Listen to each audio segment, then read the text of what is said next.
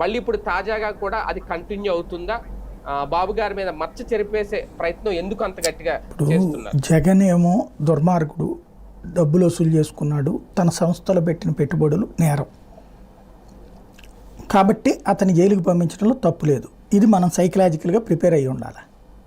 Number 2, Chandrababu Naidu గారి skill డెవలప్మెంట్కి సంబంధించిన దాంట్లో ఎలాంటి అపరాధం చేయలేదు.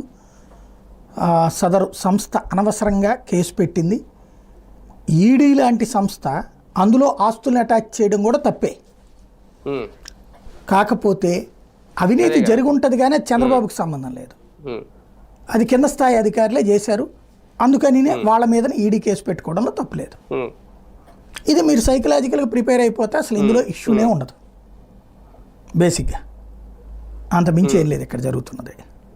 అంటే స్కిల్ డెవలప్మెంట్ కుంభకోణం జరిగిందనా జరగలేదనా వీళ్ళ ఉద్దేశం? కుంభకోణం జరిగింది కానీ చంద్రబాబుకి పాత్ర లేదు అనేదేమో ఈడీ చెప్తున్న లెక్క. అంటే ఈడీ చంద్రబాబు గారి దగ్గరికి వెళ్ళలేదు కదా, కాబట్టి మొన్న కూడా అటాచ్మెంట్స్ చూపించింది కదా, కాబట్టి స్కిల్ డెవలప్మెంట్ కుంభకోణం జరిగిందని ఈడీ ధృవీకరిస్తోంది. అది జరగలేదు అని చెప్పేటటువంటి ప్రయత్నం ఇక్కడ వార్తలు.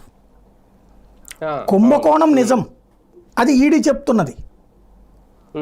ఆ కుంభకోణంలో అసలు కుంభకోణమే లేదు అన్నది ఇక్కడ పత్రికలు చెప్తున్నటువంటిది. అది